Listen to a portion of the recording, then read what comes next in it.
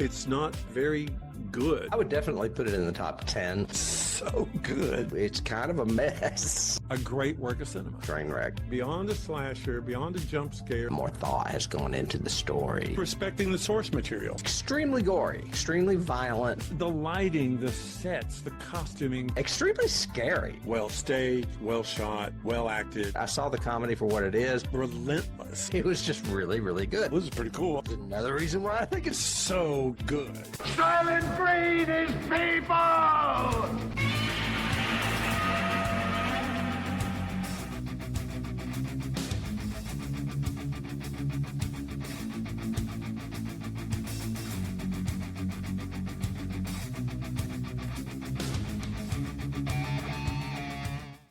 Hello, hello, welcome and Merry Christmas out there to everybody. You have reached Johnny Has the Keys, a podcast and YouTube channel where two guys talk about science fiction and horror films, television, literature, all sorts of things, key influences on the topic of the week, and then things that that topic may have influenced going forward if it's an older film or television or something like that. We've been doing it for quite a long time. If you're new to us, we would love to hear how you found out about us and what you think and everything else. Leave a comment down below, as they say. And of course, you can feel free to subscribe, ring the bell, do all those things to follow us and let us get to know you a little bit better. If you're returning, yay, welcome. You've done this before, so you know the shtick, and it's usually the same. My name is David. I'm here with my good friend Tim. Tim, we usually start with a little, what have you been doing this week in your genre? What have I been doing this week? I've been Christmas shopping, David. What about you? Of course you have. Yeah, me, no, hell no. I don't start for you another have week. 10 shopping days left. Actually, only Okay. 9 because it's 10 days until Christmas. So, Well, that gives me 8, then I'm okay. oh my gosh, what have I been doing in my genre week? Well, Yeah. let's see. I watched something very new. So new that I actually had to pay to see it. Okay. And it's a movie that came out earlier this year called Bring Her Back. Bring her back. Okay. This movie is fucked up in Okay. a good way. Okay. It's from the Filippo or Pooh brothers. They are the Australian brothers that brought us Talk to Me a year or okay. so back. Yeah. Once you watch this movie, you realize that it's going to be a lot like Talk to Me. You're not into it very long before you realize this is not going to end happy. Some evil things happen. Yes. Very, very fucked up. But it is Okay. also totally original. I've never seen anything like it before as far as story and plot. Okay. Again, I mentioned it's directed by the Filippo brothers. It's written by Danny Filippo, and I'm probably butchering that name, and Bill Heinzman. And I went, wait a minute, that's the guy from Night of the Living Dead. But Yeah. apparently there's an Australian named Bill Heinzman that's much younger and a frequent collaborator with these brothers. It's not the same okay guy. then. Okay. The cast is strong. It's mostly Australian actors, mostly kids. However, it features British actress Sally Hawkins, who is simply unforgettable in this role. Okay. We know her from Del Toro's The Shape of Water, where she played the mute lead in it. Okay. But like I said, the other 3 kids that are in this are fantastic. A synopsis is, and this is a very brief synopsis, is a brother and sister uncover a terrifying ritual at the secluded home of their new foster mother. I'm not going to give anything else away. I will say that it gets 89% on Rotten Tomatoes with 253 reviews, and I'm okay with that. I would probably even bump it a little higher. I want to see it again. I had to go back and read the synopsis on Wiki to answer some questions that I had, and I want to go see if I maybe missed hearing something. Okay. Well, the reason is there's a lot to do with an old staticky videotape that's Russian. So it's a tad confusing when they show clips from that tape because it's in Okay. another language, but you're witnessing stuff and you're like, what the hell? But you know how jaded I am. Nothing bothers me in horror movies. There's Yeah. some stuff in this movie that had me cringing and shouting at the television. So, Really? yeah, I loved it. Probably more than Talk to Me. Wow. Okay. Yeah. So I highly recommend it, folks. So if you need some Christmas horror, there you go. Bring her back. Well, and I have seen Talk to Me, and it is very scary. So very interesting Mhm. that this one is even better. That these guys good. They're doing a good job then in their Yeah. genre.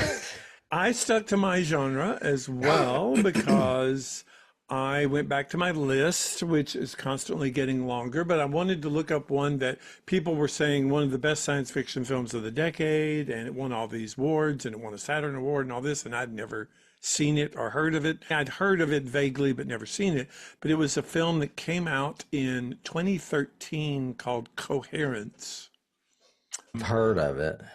It's very interesting. It's written and directed by James Ward Burkett. He went on to do stuff like Rango, the Pixar movie, or the DreamWorks movie about the iguana or the chameleon, the animated one. And he's worked on all of the Pirates of the Caribbean movies. The basic plot is a group of friends are getting together just for a dinner party, and they've been friends forever, like some of them for a couple of decades, like since high school. And they're all in their 30s, 40s, in that age range. A couple of them are older, but are still part of the clique and the group, and they're all getting together to have a dinner party. It just so happens this is also the night when this comet is passing really close to the Earth. And so a lot of people are having like comet sighting parties because you'll be able to actually see it at night. And that's why they all got together. But things start getting really weird and odd things start happening. And it is basically a multi-dimensional timeline, huge twists and turns story that gets really, really elaborate and really crazy by the end of it. There's zombies, are there? No zombies, but without giving anything really away because it might tease you. And I think you would like this movie. At one point, they end up going outside. All the power's out, and the power's out in the whole neighborhood, and they can't see any power in town that they know of. Their phones are all off, but not only are their phones off, but two of their phones literally just shatter for no reason. They just break. And anyway, so they decide, well, let's go to a neighbor's house and see if, if their power is out too, or if we can help them, whatever. They go over there and look in, all seven of them. No, two of them stay. So five, there's seven altogether. So five go over to the neighbor's house. And inside they see seven people having a dinner party. And they look around and it's them in the other house across the street having a dinner party. So they freak out, run back, everything else, and then it just builds from there. That reminds me of Channel Zero. That's just really weird stuff. Okay. It gets really cool. It gets really interesting. But the thing I loved about it most, I started watching it and I was going, okay, this is just it's very interesting the way it's shot. It doesn't look like found footage, but it's very tightly edited, and basically takes place in this one living room and kitchen. That's it. Okay. That's the whole, except when they go outside, but even then it's dark, so you don't really see anything. It better be interesting then, or it could get boring really quick, I would think. Right. And it does. It stays very interesting. And found out it's because the guy wrote it and came up with the idea of something he and his friends could shoot together. Yeah. And he shot it in his living room of his house, and they shot it over 5 nights. Okay. But it's all improvised. He would just give each of them every night, he would give each of them like a card that had like 6 bullet points of before the end of this scene, the scenes we're doing tonight, your character needs to hit these 6 points. in improv and or dialogue and or whatever. That's very Christopher Guest. And so and it feels really organic and really interesting and really good. The only actor you would recognize in it at all that I recognize, I don't know if you would, but is Nicholas Brendan, who was in Buffy. He was Xander in Buffy. Yeah, I know who he is. And he's really, really good in this. And the rest of them are really good. You know how sometimes you've seen those failed experiments where they're trying to do something and they're not really good at improv and it shows and they're not. None of that is this. This is very realistic looking. Their reactions are realistic. It's really an interesting film. I highly recommend it. Called Coherence. Came out in 2013. It sounds like a game we would have played back in the 80s. Yeah. Where we would get together and it's going to be an end of the world scenario, and it's like a D&D or top secret type thing, and this is what's going to happen. Except I would throw zombies in it. It does fall apart in the third act. It gets into some weird motivations and some stuff, I think just because, I have to end it somehow, is the feel of it. But it was good. I recommend it to any science fiction fans out there. Okay, very good. Well, you talked about people that are confined to a house, and I talked about something that was terrifying and scary. And our topic for this Christmas episode is neither of those. Well, actually, some people are in a house, but it's not very scary. We're talking about a very sensational, as far as sensationalistic, is that the word? Sensationalized story, I guess you would say, from 1979, and that is the Amityville Horror. Cue the children's chorus music. Yes. There you go. Before I get into my history with this movie and the history of this movie, I do want to give a brief synopsis. It is based on a best-selling book. Basically, the Lutzes are a family. It's a man, a wife, and how many kids? 3. Move into what seems like a bargain of a house, this big, beautiful house on in Nantucket or whatever. Well, it's Amityville, but it's up in New England. And it is the house where a murder was committed prior to their living there. A guy at 3 a.m. or 3:15 a.m. gets up and basically kills his entire family with a shotgun. So they move into the house and weird things start happening. Imagine that.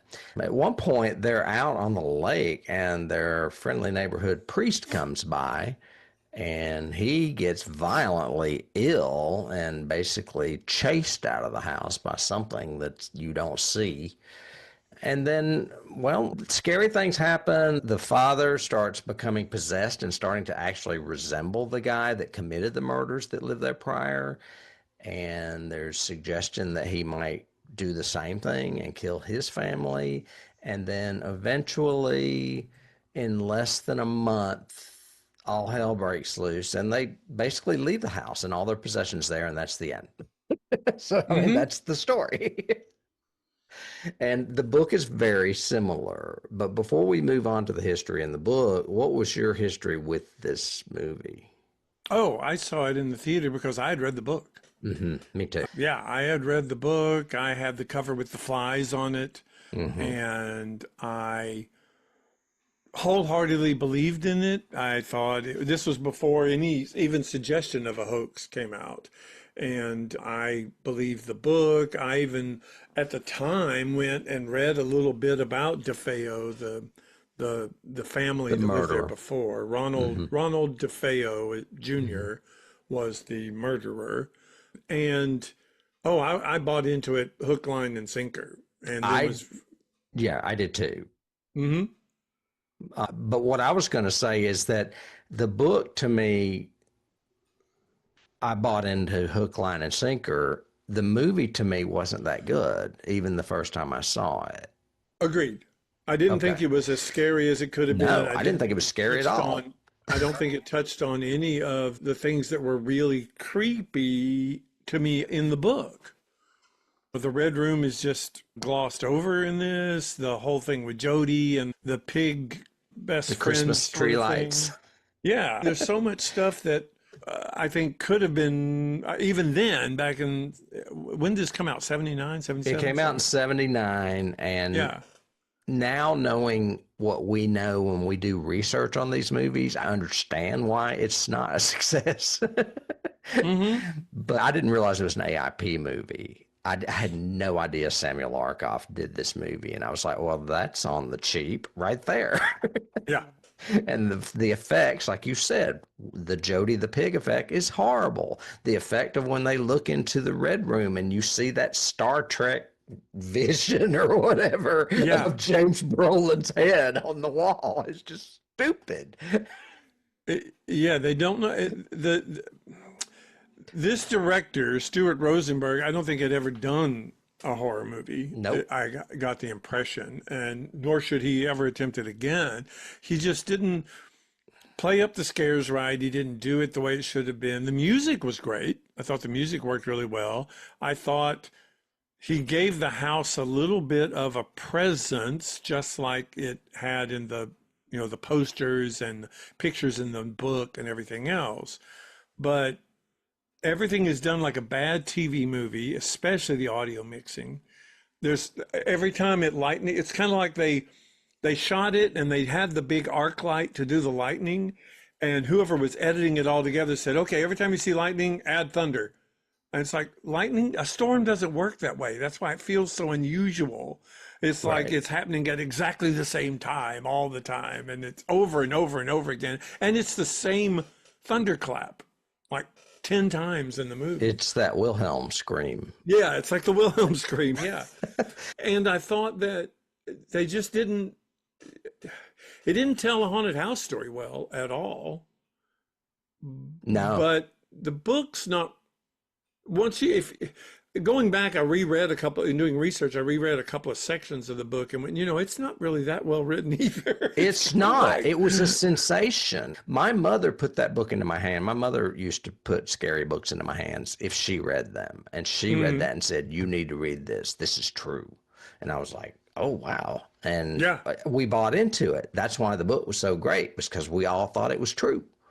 Yeah, it was like In Cold Blood. I thought it was going to be an In Cold Blood thing, Right. Which it really was similar. That's one of my keys, is that the book touted itself as this totally factual, true story of murder and then haunting. And yet it's not. But as far as influences go, everybody knows the name Amityville. Right. And there have been like 75 frickin' sequels to it. There's only been so many sequels, but there are 30 something, I've got it in my notes somewhere, 30 something movies with the word Amityville in the title now. Yeah. Yeah. Crazy. You mentioned In Cold Blood, which is a decent key, but it was also written by an incredible writer. Truman Capote, is a much better writer than Jay Anson, who wrote the Amityville Horror. Oh, yes. By far, definitely. But yeah, so we all believed it was true. And I got to thinking about this in the shower this morning, as I do. And I was like, there was no internet. So when when this was revealed to be a hoax, I didn't find out about it right away. I found out years later that, oh yeah, this was a hoax. None of it was real. But it pretty much happened shortly after, I think, the book and the movie came out. I think so. I think by 80 or 81, they had interviews with Lutz saying that parts of it were fabricated. Right. And I didn't find that out until like the mid or late 80s. So I was still thinking, oh, this is true, but the movie's just not that good. Well, and I don't know if it's a money grab or not, but you can go online now and there's like a documentary with the son, the youngest son, who's now in his like 50s. Of course, I have watched the first 30 minutes of that. And again, I'm not saying it was a power grab or a money grab or not, but he wholeheartedly says things happened in the house. But he's mostly blaming his very, very abusive stepfather. But he's also saying that there were things in the house that have traumatized him for the rest of his life. I just wonder if all that was more impression than actuality. Right. And it could have been. Yeah. We were very impressionable back in the late 70s. Right. Obviously, you know? all of America was impressed by this. Yeah. So, I've got some background on it. You mentioned Stuart Rosenberg. He was not a horror movie director. He did Cool Hand Luke, Brubaker, and The Pope of Greenwich Village, which are all guy movies, you know? oh, yeah. Yeah. So they're not anywhere near a horror movie. He did direct 5 actors to Oscar nominations, including Peter Falk, Paul Newman, George Kennedy, Lee Grant, and Geraldine Page for mostly for those movies that I just mentioned.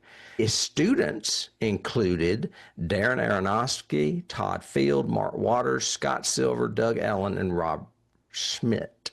Now, I know who Darren Aronofsky is, so that was impressive. So I guess he was a teacher as well. Probably. I will say, I don't think the fault of this movie is on the cast. I think the cast is pretty good.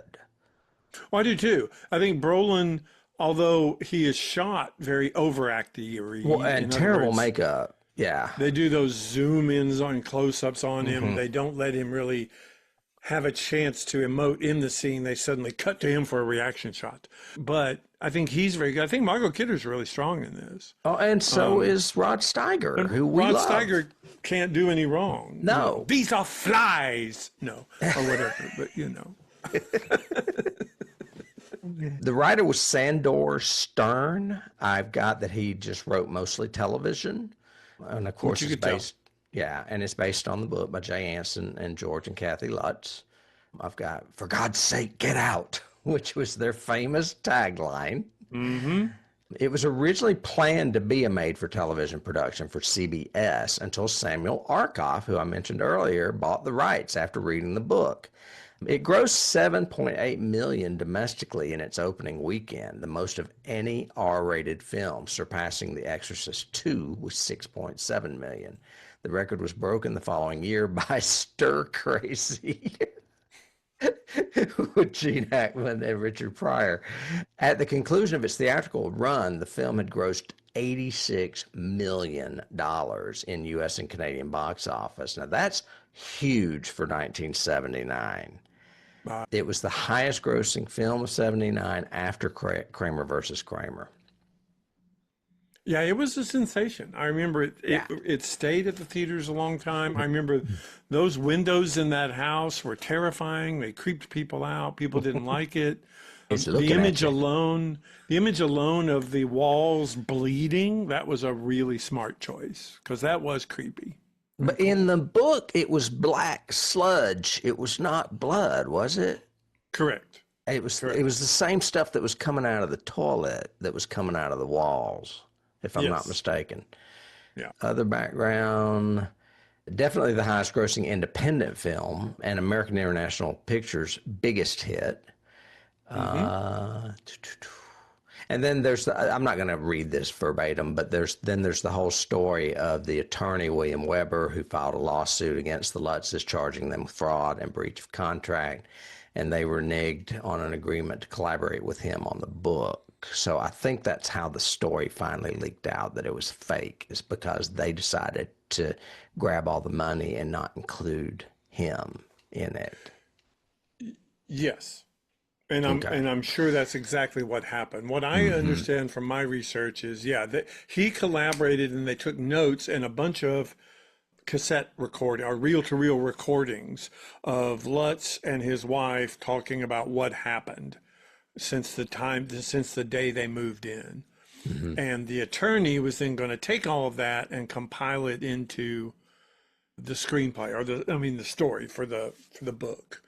And instead, they took it to Anson, who offered them a lot more money for it. And they basically gave him the tapes for a week, and he came back with all the ideas. And so the attorney got pissed that he wasn't cut in on the deal. Okay. And that's how it all got exposed. Yeah, and it's very convoluted. All the research I did, it's still very, obviously something happened in the house.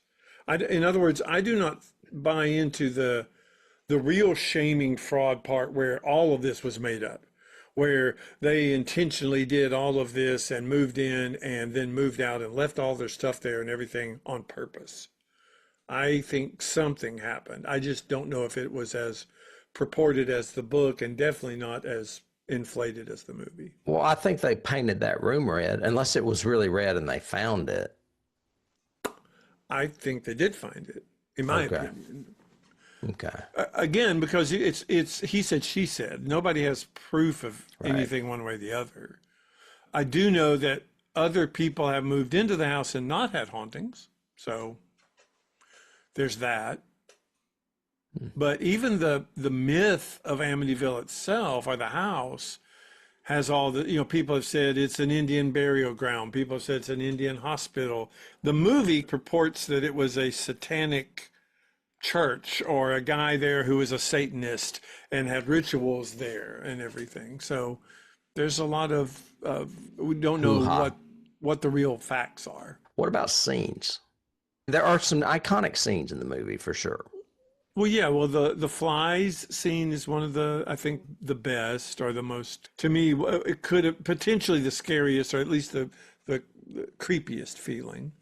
Well, and Steiger's in it, and he's the best actor too. Yeah, really good in that scene, having to do that with no dialogue. Showed the gradual paranoia. However, that entire scene could have been easily cut from The Exorcist. It looks just like an Exorcist moment. Kinda. Sort of He's still thing. got good retching. Mm-hmm. He looks like he's really throwing up. I like the dog going to the basement scene. That gave me the creeps, and bothered me. The dog constantly digging at the wall. Digging in the at the basement. stone wall. Yes, I agree. Thought I've that got one a was scene that good. I miss. Mm. One of the scenes in the book that played on me really strongly was the Chinese lion statue on the hearth, and it literally bites George, and Yes. they don't really show that. They just show that it fell on his leg or whatever and put those imprints on him. They don't really He trips insinuate that over it. Yes, exactly. And you don't get the fact that it actually bit him like you do in the book. Well, I think if I remember right too, in the book, it moves from room to room too. I think so. It's so. in different rooms. Like it's in the hallway at one point, and it's in the bedroom at one point, and all that, and nobody remembers moving it. So yeah, could have been a cool ad if they'd done it. Yeah. I liked the way they did the flashbacks and the killings and stuff. Yes. I would have liked to have seen more of that. I think when she goes and does all the research, they should have had a little bit longer scene of what actually happened, sort of thing. I like the scene with Margot Kidder and the daughter and Jody in the empty rocking chair. That to me is more effective than when they show the stupid lights outside the window that are supposed to be terrible. its size. Yeah, it's terrible. It's better to leave it to your imagination by not showing you anything than to show you something cheap and stupid. And to show you stuff like it rocking, and then she comes to the door and it suddenly stops. Yes. That is good. We know from last week and The Changeling that an inanimate object moving can be really scary if done right. I did, like I said earlier, I did like the music and the theme itself. The kids' creepy sound is really good. And the walls bleeding. Again, I like the walls bleeding. I like that George goes back for the dog at the end. I'm pretty sure that happens in the book, but I think it's wild what all he goes through to get the dog. He falls into that pit of goo. Yeah. And none of that is explained. It is such an abrupt ending. It's like, we're done. They're out. It's like The Conjuring. Doesn't he fall through a couple of floors and then into the pit? So he's not got a single broken bone, but he still manages to crawl out. No, the dog helps pull him The dog out. helps him out. Yeah. Like Lassie. And then he Yeah. carries the dog down the street, and the kids and the wife are all happy in the truck because he made it. What? Daddy fell in a bucket of ooze? Okay. Yeah. But they did rescue the dog, so that counts. I think, yeah. And again, I think Brolin's gradual descent, had it been a different screenplay, would have worked better. But I thought he did he did a really good job with what he had to do. He did, but let me tell you, whoever did the makeup on him should be fired because way too much white, way too much eyeliner. He looks like he's in Rocky Horror Picture Show or something. Yeah. Yeah. It's bad. It's like, of course he's possessed because he's got white makeup. Yeah. There's a few scenes where, you're saying, George, is something wrong? No, you would go, what the hell is There's a wrong shot. with you? Yeah. Just nuts. Look at his face compared to Rod Steiger's face. There's no comparison. He just looks, he's got too much red and too much black on those eyelids. Well, yeah. And it heavily made up the wrong way. It just didn't work. No. No. Any other scenes before we move on to cast? I think that's it. It's not, I think I teased early when we started this that I felt like we went in descending order as far as the movies going toward Christmas. And to me, this is the worst of the 3 haunted holiday movies that we're doing. Sorry, folks. But I knew it was the most popular. So that's why I saved it for Christmas. Yeah. It stars James Brolin. We know him from Capricorn 1, Marcus Welby. And of course, on our podcast, the last thing I think we did with him was Westworld, the original. Mm-hmm. I fondly refer to him as Mr. Streisand because he is married to Barbara, and I'm a big fan of hers. But Harrison Ford was in consideration for this role. Did you know that? In 79? Yeah, well, yeah. Yeah. If you look at a picture of Ronald DeFeo, I don't see how they could have not cast Brolin. He looks almost exactly like him. It is creepy. It is creepy. Well, they should have remade it with Josh Brolin instead of Ryan Reynolds then, because Josh looks like his dad. Yep. Yeah. That's funny. Anyway, Harrison Ford was considered obviously because Star Wars took off in 1977. However, other people that were considered, very, very predictable. Burt Reynolds,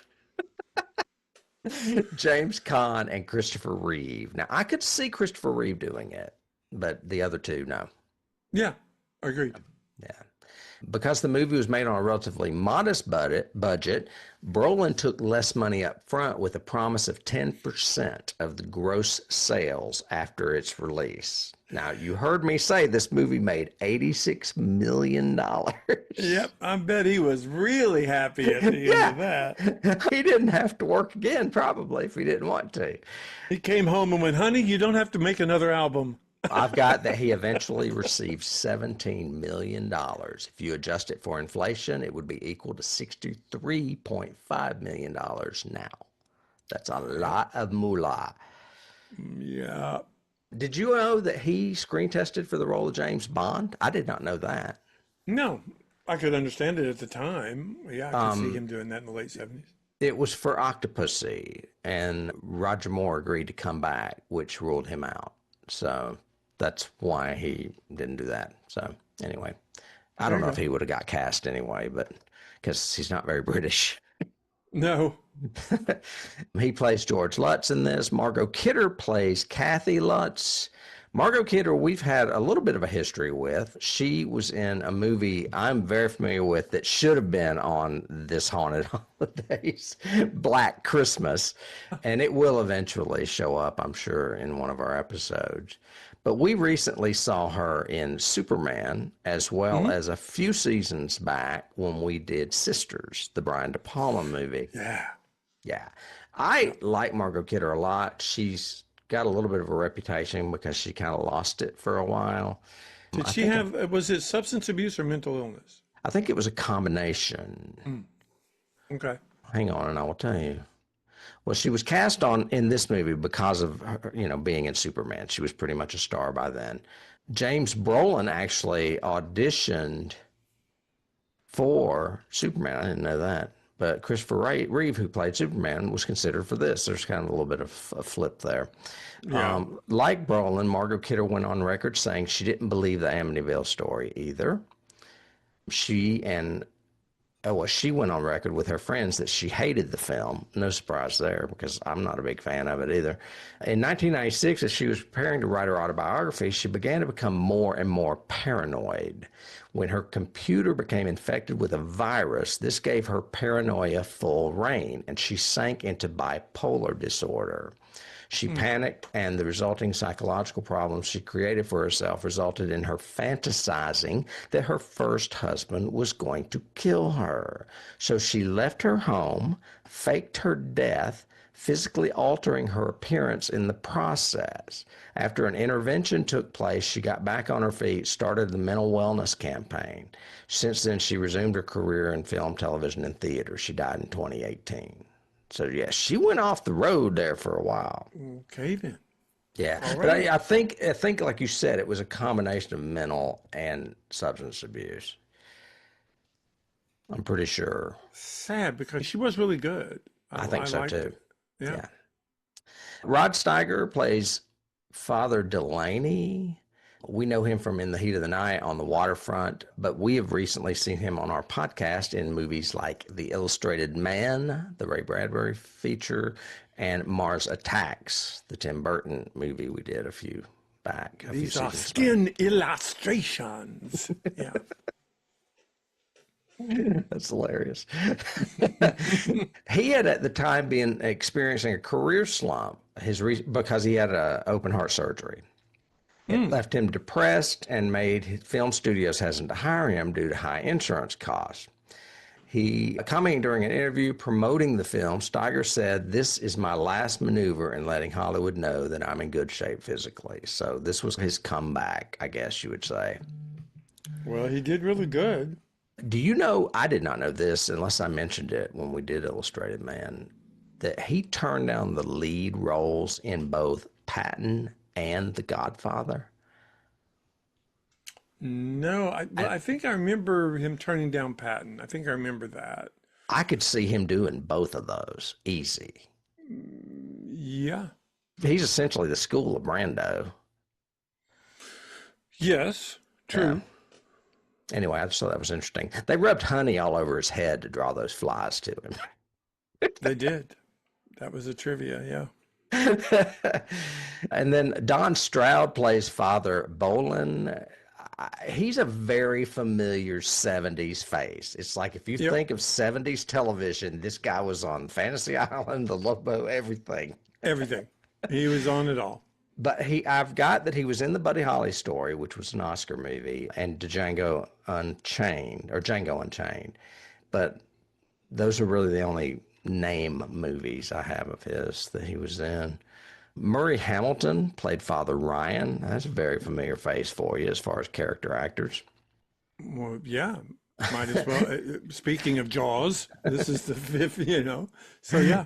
Yeah, he was the mayor in Jaws, I think, but he was also in The Graduate and Anatomy of a Murder. I've got in parentheses, he has a very James Cameron-esque face. James Cameron from Very true. Return of the Living Dead and Poltergeist.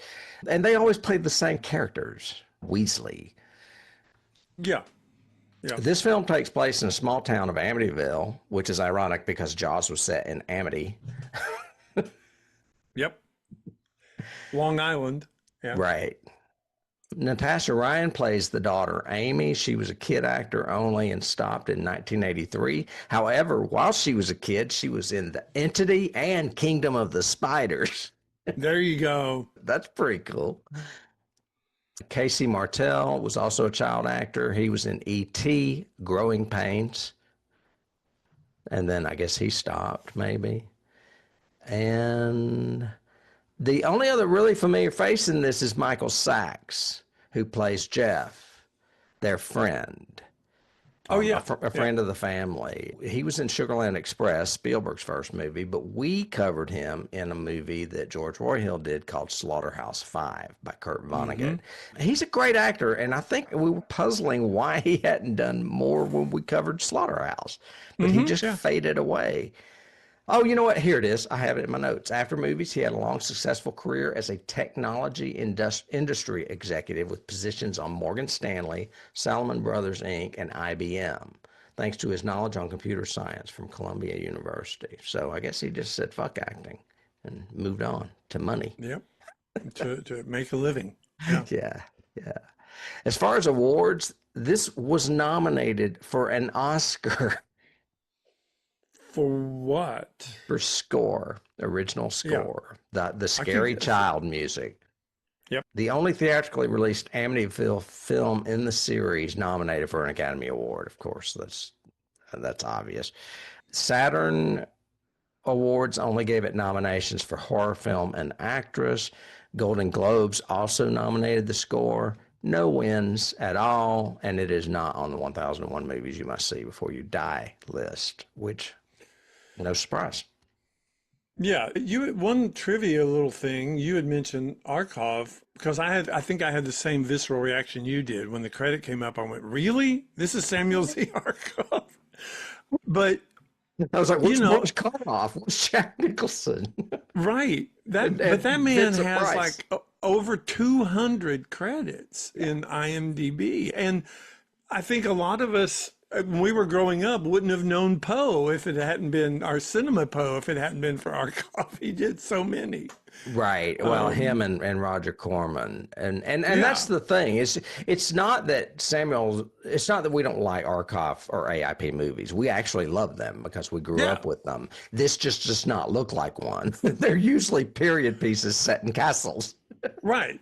Yeah. You got Dr. Phibes or something like that. And Right. we didn't get that.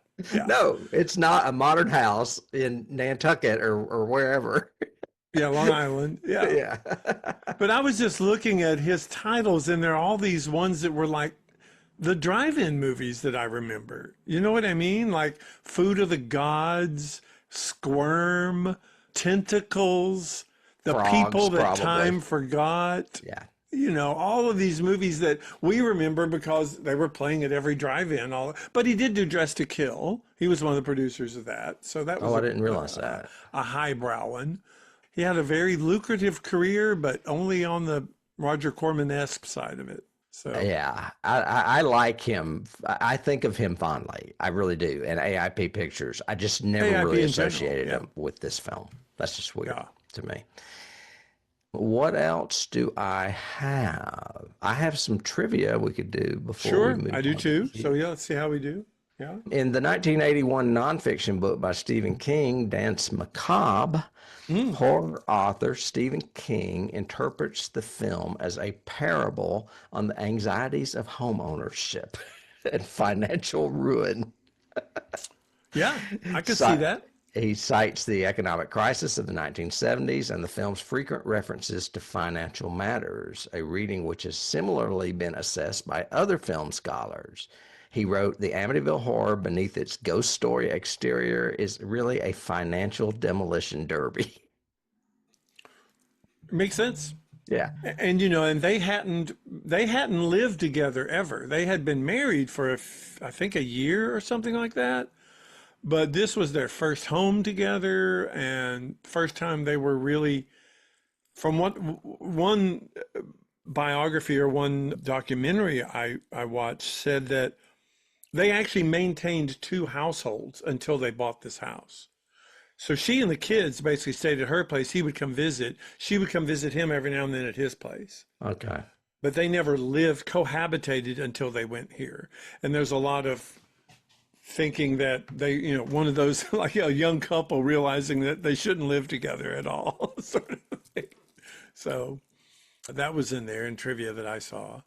I also have trivia notes that says there is no babysitter in the book, and that's one of my favorite scenes in the movie. I didn't mention it earlier. I'd forgotten it, but Oh, yeah. She gets locked in the closet. yeah, Jody traps her in the closet, and she actually bloodies her hands trying to get out. Trying to beat the door down, and the little Yeah. girl doesn't help her, and Kathy yells at the little girl when they get home. Yeah. Why didn't you let her out? Yeah, And that's not in the book. that is not in the book. No, I there's don't no remember. babysitter in the book. Okay. I also have that in the book. It says that the land was originally a Native American tribal hospital, where they would take a lot of their wounded to die. Okay. Very But Pet in Sematary. the movie, it is rumored that it is a burial ground and also was previously the house of a satanic worshiper. So yeah, there's that. Okay. I was trying to think of a key there. I've got Pet Cemetery, but I don't know about satanic worshipers. Okay. I'm sure there is one, but I've got that the critics tore this movie apart. Yeah. And I just wrote down some short phrases. One is dreary and terminally depressing. One is there's nothing here. One is ridiculous. And one is so many horror movie cliches have been assembled under the roof of a single haunted house. And then dull and disappointing. Oh, That would be me. And lastly, isn't even scary. there you go. That would be us too. Yeah. My last trivia is another book reference, which is in Rod Steiger's character in the movie is Father Delaney. Oh, and by the way, there's another, because the aunt or the sister comes too, and she's a nun. Yes. Yeah, is in the movie. There's a lot of clergy in this book, in this movie. There's like 3 priests and a nun. Yeah, you got to tie it to the church for The Exorcist. But in the novel, it's not Father Delaney, it's Father Mancuso is his name. And he said that he never heard a voice say, "Get out," even though the actual father, who was interviewed after the book came out and everything else, but that he did suffer blisters on his hands, nausea, and all of that. But in the book, he recovers and gets better. In the movie, actually not. He ends up being a vegetable sitting on a bench. Yeah, that's right. I forgot about that. I do remember that in the book that he recovered. It just took some time. Right. Took him a few years or whatever to come out. Yeah. So, I mentioned all those negative reviews. That being said, since then, contemporary film scholars have considered the film a classic of the horror genre, and it's widely regarded as a seminal entry in the subgenre of contemporary haunted house films, which is one of the reasons why I have it on here, because it does have a notoriety, even though it's not very good. Yeah. But it won't be anything like the ones that we're going to mention in Keys, which are so much better as far as haunted house movies go. And some of them we've been mentioning for the past 2 weeks, but it's still the same thing. It's the same thing. The haunting, blah, blah, blah. Yeah, I know what you mean. I think as keys and as influences, you have to mention whatever the actual event was. So whatever actually happened to the Lutzes, and no matter what it, and even for that token, to DeFeo before them, and whatever that influence did that ended up permeating this book, which made it such a sensation. So that's definitely a key influence on that.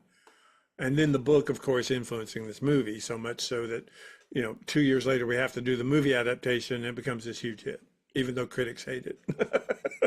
Yeah. So. Sorry, I was just writing down another key. Do you want to start with any haunted house films? Well, the one I'm going to do is like a dual tie-in, which is Conjuring. Okay. Because again, Conjuring is it's about a haunted doll, but it's about a haunted house, and they cover haunted houses like they do Infield. And I think in Conjuring 2, don't I remember that the very beginning of that they're actually at the Amityville house? That's when they get the call about Enfield and go to England. And the actual, talking about Ed and Lorraine Warren, the investigators. Investigators, the Warrens, actually do have a picture that is creepy as hell that supposedly was taken at the Amityville house. That's that one upstairs with the stairwell on the left and the rooms on the right, and you see a little boy or girl's head peeking around from one of the bedrooms, and it's all in white eyes, like a cat's eyes, very scary. Like a doll's eyes. Like a doll's eyes, yeah. Black eyes, yeah. But yeah, Conjuring, definitely. Okay. Well, I already mentioned The Haunting, and we've covered The Changeling, so that's another haunted house movie. But one that I would say fits with this one would be The Innocents, because of the fact that the little girl actually communicates with the ghost in this, just like the kids in The Innocents do. Well, I think that one goes into one of mine, which is Poltergeist, which is, she's actually talking to the spirit. They're here. So she's actually communicating just like the girl does with Jody. Right. I hadn't even thought about it, but you're right. And it was only 3 years later. Yeah. I think a key influence has to be The Exorcist. I think if it wasn't Arkoff, or it had to be the director or whomever. They were definitely influenced by The Exorcist when they were making this movie. And I think that's why you do see more clergy and you do see the references to it and try to make it religious, even though I don't remember, other than the father, I don't remember the book being that religious. It was more scary poltergeisty stuff in the house. Right. They just have a priest as, they bring a priest in and make him sick to show that the place is evil. Right. And she had actually invited him because he was a family priest and he was going to bless the house because it was their first house together. Yeah. Right. And yet they weren't there in the movie when he shows up, which I thought was kind of strange. Yeah, they weren't awaiting him. No. Not at all. So much so. That was another thing that was weird about the way the screenplay is knocks on the door, doesn't get anybody, walks around yelling their name, doesn't get anybody, goes upstairs, doesn't see anybody, sees them outside getting in a boat and says, well, I guess I would just go ahead and bless it. Yeah. Sure. I'm not going to waste my time. What the heck? I got a busy schedule. I said The Exorcist too because of the fact that there are so many priests and nuns in this movie. Multiple priests. You mentioned In Cold Blood. I mentioned Pet Cemetery because you said it was built on an Indian burial ground. Yep. I've got another good one that's a little more modern, and that's the Blair Witch Project.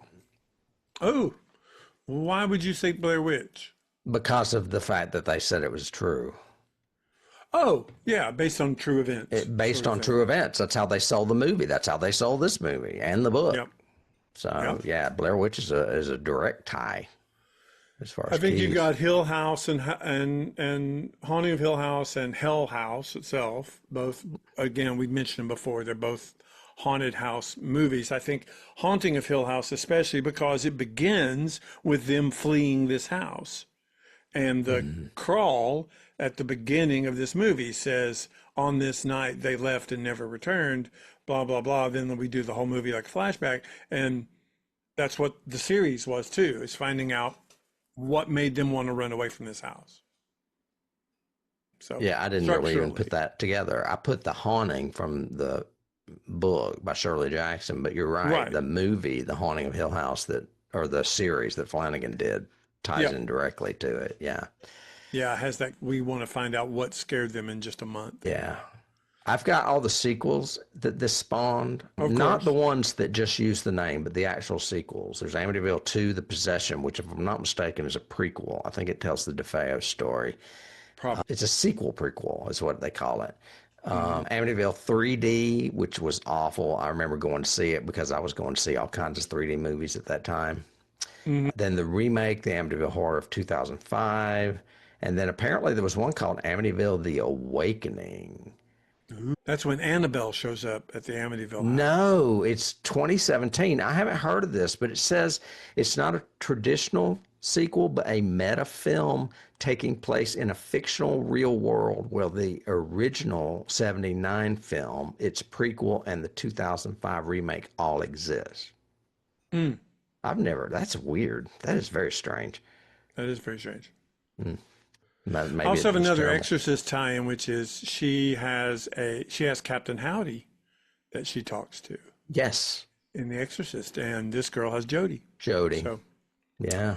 I've got It's a Wonderful Life because as he's going up it's the Christmas. stairs. No, it is a Christmas. I should have saved that one for last. But as they're first going into the house when the agent is showing it to them, they're going up the steps and he pulls the newel post ball off. Oh and my has to God, put you're it back right. on. And that is so It's a Wonderful Life. George Bailey, put that back.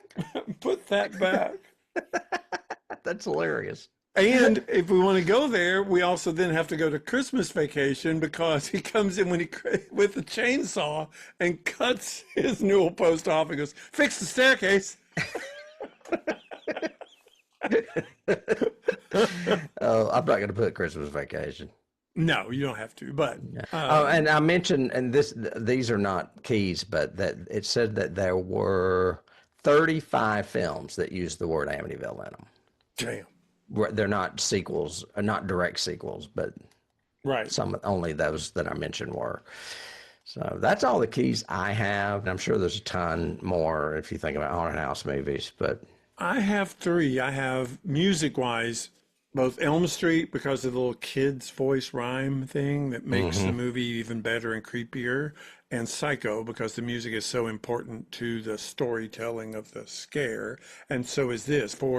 I remember even now, I hear this theme, I think of this movie, same way the Psycho's, strings do. I'm surprised you didn't say The Shining because he does take an axe to the door trying to kill his family. You're right. Yeah. But then again, he turns around and almost axes his wife in the head, sort of thing. And I have American Horror Story because of the black oil thing. When he comes out of that, he looks like the black oil latex thing in that first season. It's not oil. It's just black latex. But yeah. Whatever. That's what he looks like before he picks up the dog and runs away. He looks more like the Tar Man in that Return of the Living Dead. Oh, Return of the Living Dead. Zombie. Yeah. It's just like black slime. And lastly, of course, Eddie Murphy's joke about. Oh, yeah. I don't really know how to reference that, but yeah. Well, it was one of his, his big, staple jokes honey, I love this place. It's beautiful. Get out. Too bad we can't stay. Yeah. So, That's funny. But so those are our keys, and that's what we think. One other one. Yeah. You mentioned music, and I can't think of it, but there's another movie where it's like haunting child singing music. It's not The Omen. That's more orchestral. But it's another movie where you just hear children. But The Omen has voices. Goes da da bum bum bum bum da da da. But it's not kids. Yeah, but it's a chorus. Yeah, but it's not kids. No. Yeah, I can't think of what it is. I don't know. I can't think of another one. It's not that big a that deal. comes to mind. If anybody out there thinks of it, what's another horror movie with children's voices in the song or in the music? Let us know. But that's our Christmas gift to you guys is these three movies we've done together, all with the theme of a haunted house Christmas, a haunted Christmas. Yeah, haunted. And hopefully we're going to take a little break just for the holidays. So we're going to spend it with our families. You spend it with yours and enjoy it. And we'll get back together at the first of the year and come back with hopefully some science fiction-y January 12th. We're going to continue with the tradition that we started 2 seasons ago. Right. Yes. We're going to do a fantasy. Yeah. So you guys will have to come back for that if you're new or if you're returning, whatever, come back and see us. Would love to hear what you guys think. Did you like Amityville Horror? Do you remember it when you were younger, or when was the first time you saw it? Let us know down below how it affected your life, this incredible sensation of a horror movie. And if you like what you've seen, look up our website because there are plenty of other topics and titles and films that we've been doing over our 8 seasons. And you can find something you like and look back at it and see what we think and let us know. Comment, leave us, rate us, do all those good things we do. And for Tim and I think we want to say Merry Christmas to all of you and hope you have a great holiday. And Tim, I hope you have a great holiday. Ho, ho, ho. And I'll see you next year. Yeah. Sounds like a plan. All right, man. All right. Bye. Bye.